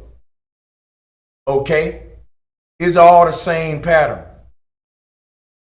Since the snake represents the ether, and the ether eats up all the energy and renews it at the center, when they started dumbing this down, the eater became the ether, and the ether became some mysterious junk that they discuss like, it don't exist, when really it's what's creating this very moment. So they spookified it, mystified it. But this symbolism is science. The ancients weren't dummies. Just remember that this snake represents the ether. It eats its tail, and the ether is the eater or the aether. 8 in Taurus field. The Taurus field shaped like the number 8. 8 plus Tor equals Ator or aether, the ether. All right, so we're getting our syncretism going. Let's go ahead and go to some more slides and remember what we originally started with here. All of this is the Adinkra symbol. All of this is why it's called a reptilian eye, because the snake, that Ouroboros snake in the bottom left corner is a reptile. And where he bites his tail, he also exposes one eye. That's a reptile's eye. I'm showing you how this symbolism was corrupted.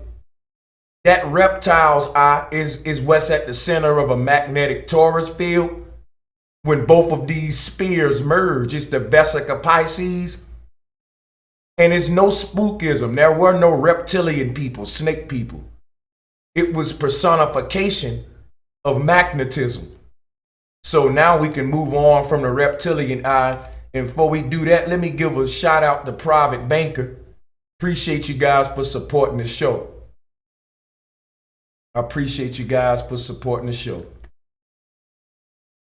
And that's why I put in tons of work like I do, because I know people appreciate it.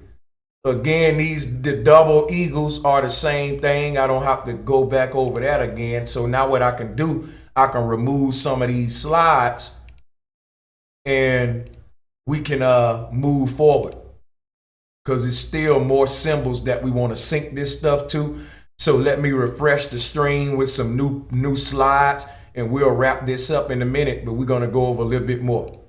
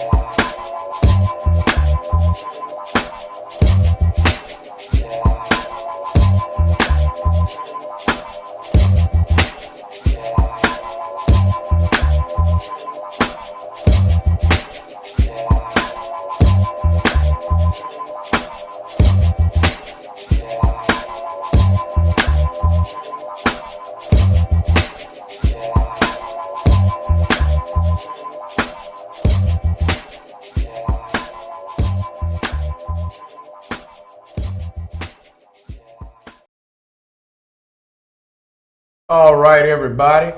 The symbol that I'm putting on well, this ain't a symbol. This is actually a picture. This is an engraving. Now, if you look at this engraving, this thing is some intricate carving. It's on a dome, tombstone type art structure, and this is called the Kaj altar. To people that want to research this ancient carving that I got on the screen, it's called the Kaj altar. That's Khaj altar, Kaj altar. And that is another form of the African Adinkra symbol. And if you remember the symbol I just had up on the screen of creativity, you can see that this is one cosmic code that's been around the world for so long that me sitting here decoding it is easy for me. Here's creativity. And look what's at the Kaj altar. Now that's an old carving at the Kaj altar. Like I said, research the Kaj altar. And you'll see that carving on the right is what scientists stole and gave you for this nonsense, the path of Nibiru. So we syncing it all together. And what we see at the Kaj altar is the same thing we see throughout all of the tribes in Africa with these Adinkra symbols or the tree of life. That's all I wanted to show you, that Kaj altar carving, because that's antique art done by the ancients. It's intricate engraving, and it's very, very ancient stuff. So when we want to see how old these concepts are, like I said, the knowledge of electromagnetism can be traced all the way back to some of these symbols I'm showing you go back to when they say it's the Stone Age. A lot of these symbols I'm teaching you about go all the way back to the Stone Age. And I'm syncing them to today's modern patents and symbols of free energy. This is powerful stuff. I'm showing you historians have been lying to us. Our ancestors knew everything about the nature of the earth that we know today, and they dumbing it down by global programming. So what I'll do is I'll just pull up some more, because with all of the corruption around the earth, it need to be exposed. We also going to be going into the Thule Society, or the Thule Society. The image I'm pulling up now is the Dogon Great Mother with her. Remember I just showed y'all all the mother goddesses with their hands raised? She's one of them. So what I'm proving to you is that everybody on the earth, no matter what your race is, all worship the uterus, the Great Mother. Let me pull up that again. All you got to do is see how all around the earth, no matter what their culture was, people was revering the Great Mother.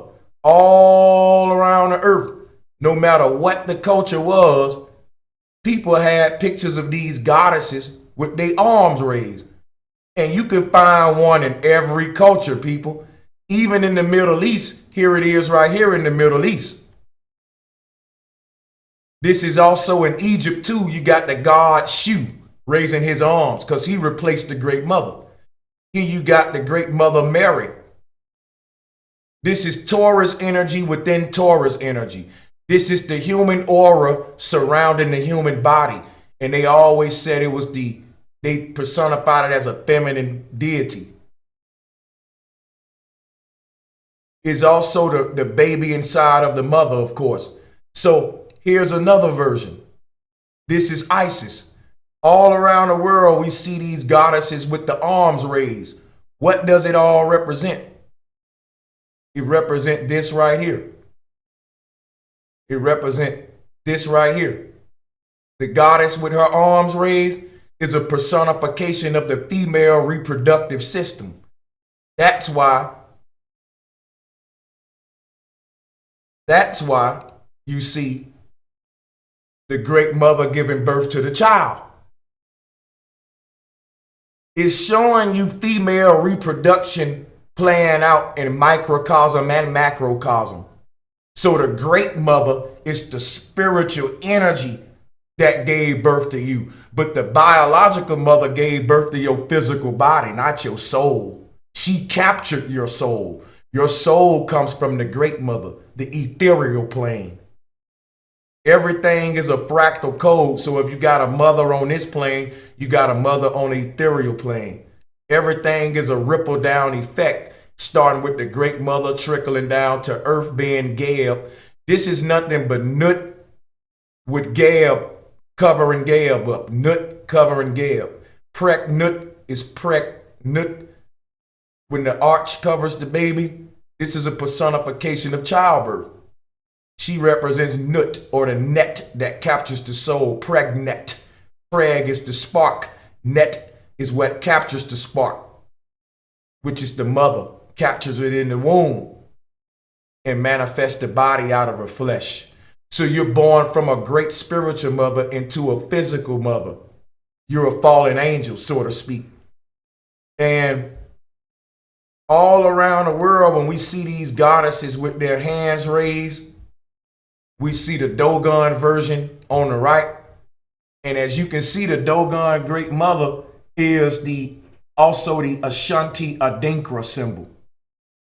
When the goddess raised her hands to create them 4 points, it's the same thing that the goddess Nut do, bending over to put them 4 points on the ground. Those 4 points became Turtle Island. Those 4 points became the 4 points on Jesus' cross when they turned the Great Mother into Jesus. You know. So again, to those who new to the channel, if you don't know how they did that, basically, let me do this for you. People who follow me know how they did it. See, when you look at Jesus on the cross, they got a male personifying the female uterus.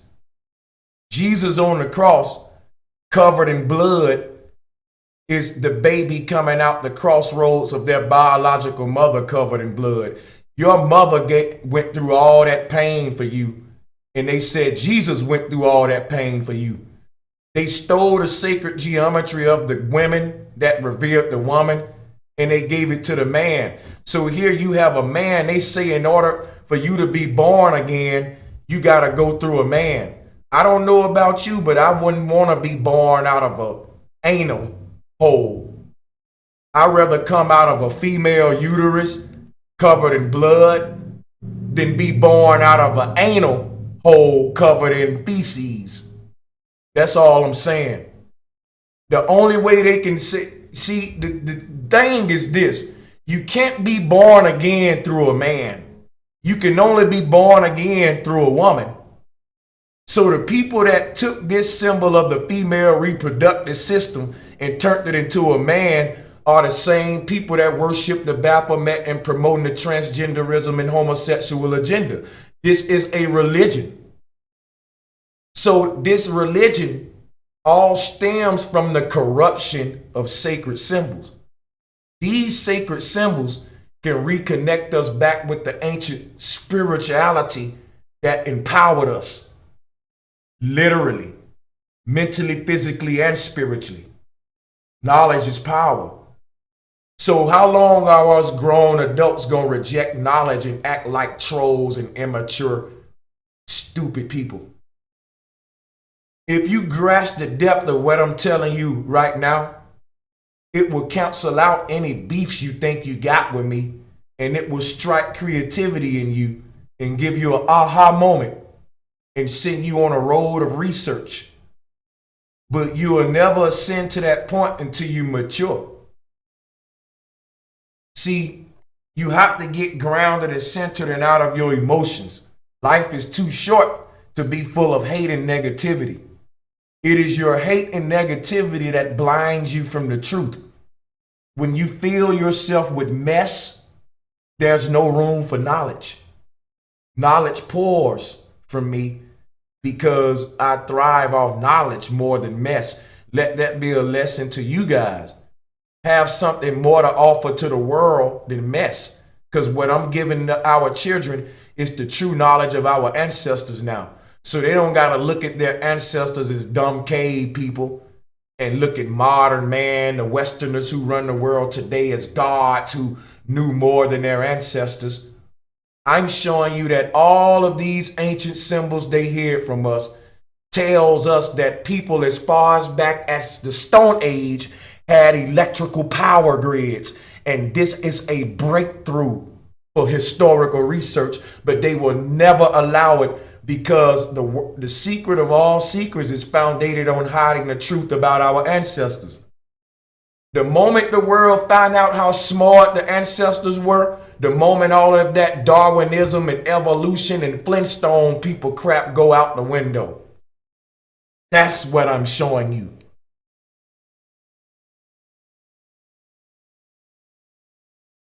So they hear how energy is created. You can see how energy is created by studying childbirth. The same way you can see how it's created by studying electromagnetism, because it's all the same code and it's acting out in micro and macro. Again, it's fractal. But how you hide that one fractal code is by personifying it. This female uterus is attached to the female. If you never personify this, all of the sacred knowledge we knew about the uterus would give reverence to the female species, meaning that when you start teaching children how they come to the earth and how this thing stretches up to whole life and how life is formed inside of this uterus, it also teaches you how thought is formed inside of the brain, how energy is created inside of the terrarium that we call the earth. This is one fractal code, and by studying one thing, you unlock the secrets of the next. But how they hide the one fractal code is by taking a unbiased symbol like the uterus and putting a person face on it. It's called personification. So now people have more respect for the person than they do the symbol. Your mama was in pain when she had you. It was the worst pain a human can experience when we talk childbirth.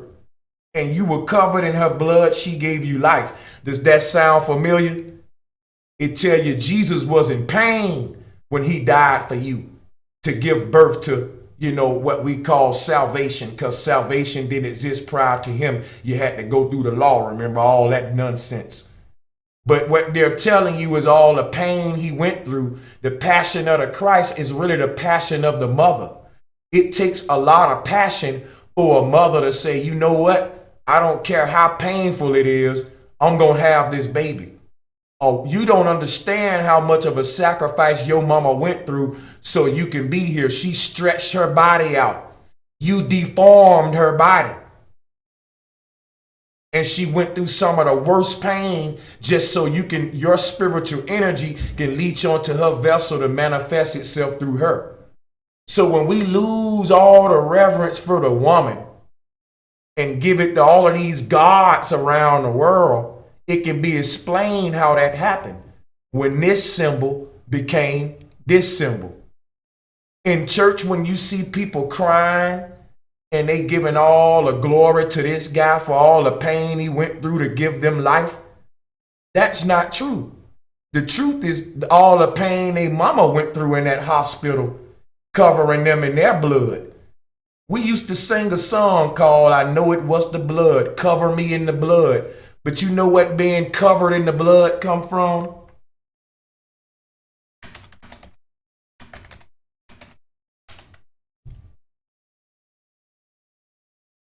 I always got to give you the matriarchal foundation of these symbols.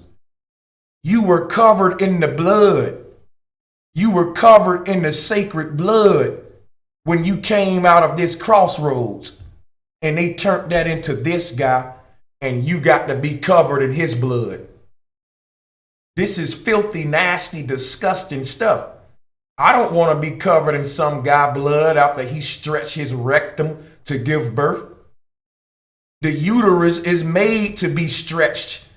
So why do they got this guy stretching his arms? His homosexuality. That's saying that The guy stretching his anus to accept a phallus in it, or a guy stretching his anus so that a baby can come out. They had to put a womb on Adam's rib to give birth to humanity because they took away the uterus in spirituality. Do you hear what I'm telling you, folks? And they turned this symbol into the devil because of this bull shape right here. And anybody teaching about the greatness of the woman is now called a Satanist. Look around and look what they calling me, y'all. They calling me a Satanist because I teach about the female womb and it shapes like the goat or the bull. They don't know why they call me a Satanist, but it's a spiritual reason why they call me a Satanist, because I teach you about the secrets of the trident. I'm teaching you about the bull, which is the great dragon, Satan. So on an esoteric level, subconsciously, my teachings are going to resonate with people who don't know about this stuff as Satanism, witchcraft, because their spirit has been programmed to see these symbols that are associated with the woman as sorcery, witchcraft, Satanism. But it all became that because they personified the uterus as a goat, which is the Baphomet. This is the Baphomet. But if you never get past the spookism and go back to the beauty of the woman where it originally represent, we'll never resurrect the goddesses. And the sun gods are ruled forever. And how the sun gods rule is by putting themselves in the place of the woman. I hate to call this person name, but Sarah Sutin Seti right now is subliminally attacking this knowledge that I'm giving you. The transvestigator community is attacking it, and none of these people know why they're attacking me, why my energy is repulsive to them. And it's because these people have absorbed so much of New Age programming that everything I teach has been programmed in their soul as Satanism, witchcraft. So I'm telling you, when you start breaking stuff down the way I'm breaking it down, people gonna call you a devil worshiper because the trident is the uterus. This is the trident, and this is the devil with his horns. So all the symbols that you're going to be using in the ancient world to reconnect people with the great mother, people who not really paying attention to you or not getting it or not really understanding it, they just going to see some dude giving respect to symbols that they was told was devil symbols. But they don't understand what I'm doing with sacred geometry. A lot of people just don't get it. They think what I'm doing is Satanism. But really what they're doing is Satanism, because you taking a female uterus and giving all the energy and power to a sun god, to a man. And saying, see, if you're a Christian, they said you got to be born again through Christ. But what the Kemetic people like Seti do, they said you got to be born again through the craft of Amun. Seti was born again through the craft of Amun. He was initiated in the craft of Ra. And that's a form of baptism in a Kemetic way where they symbolize you dying and being reborn. So they make you go down and you act like you dead and they pull you back up. They do that in Freemasonry initiations too. Christians are Freemasons and don't even know it. When you get baptized, you're saying you being born again through a man, and that's homosexuality. Can't no man give birth to you, not even on a spiritual level. The womb exists on all levels, and there will never be a place ever in the cosmos where human life comes out of a man. So the whole thing about being born through Jesus and baptism is a spiritual homosexuality, because you can't be born again through a man. And to you Egyptian folks, you teaching the same thing. You can't be born again through Ra. You can't be born again through the shrine, through the craft. Okay? You can only be born again through the uterus. And what Horus represent is the same thing Jesus represent. Horus is a Egyptian personification of the female uterus. Horus flapping his wings to resurrect the soul is a dude, again, giving birth, taking semen from another dude. The only thing that supposed to capture semen from a man is this organ right here. But when they turned this to a bird called Horus with his wings spread, in Egyptian creation, Horus the bird flaps his wings above Osiris, and Osiris skeets semen into a bird because they personified this as a male bird. That is gay as hell. I'm sorry, I just gotta say it. That's gay as hell. Matter of fact, I gotta take a break on that one and I'll be right back.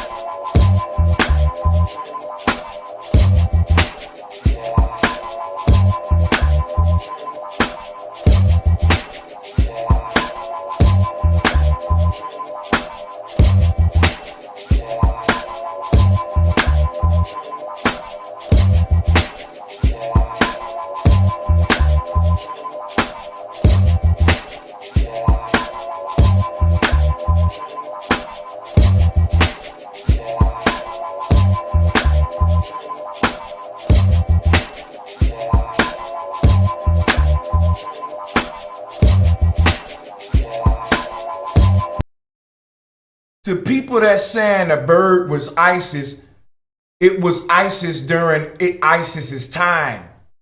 When the bird was Isis, that was when the Egyptians was still matriarchal. Later on in Egyptian culture, the bird was turned into Horus and Isis was replaced. So understand the history of the Egyptian pantheon before you start coming in the chat room. I've done extensive research. That's why I got over 100,000 subs. Not to be egotistical, I just got to show you. Now, this also became a Valentine's Day heart. And the colors of Valentine is pink and red because of this symbol too. So it's a lot of things, but what we need to remember is that it's the uterus because we forgot that. But if you look up the Bennu bird, Horus is a form of the Bennu bird. And the Bennu bird was a male bird that received semen from a god to create life. Later in Egyptian mythology, Horus was the Bennu bird because Isis was not a bird. A form of Isis is the phoenix bird goddess that I showed y'all earlier with her arms raised. I showed y'all the phoenix bird goddess. Let me pull it back up. Trust me, people, I know exactly what I'm talking about. I can write a book on this stuff. Here is another form of the uterus in other cultures. Let me pull it up. See, the phoenix bird goddess with her hands raised, she became something called a Bennu bird. The Bennu bird is the male version of her. That's why it got the pharaoh hat on. Whenever you see the Bennu bird, this is Horus, the hawk. This became Horus. But before Horus, it was the goddess.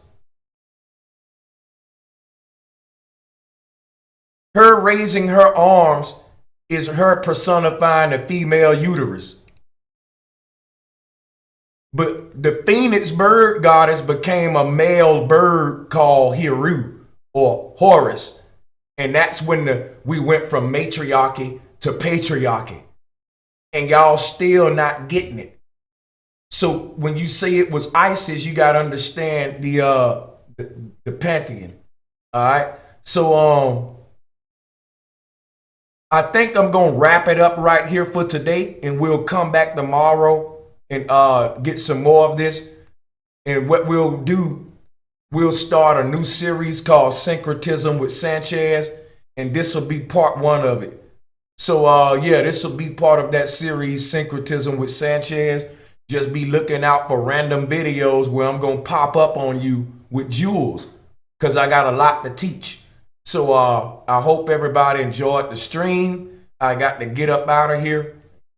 I'll pick up where I left off again. Like I said, tomorrow we about to be getting it in. So peace and much love.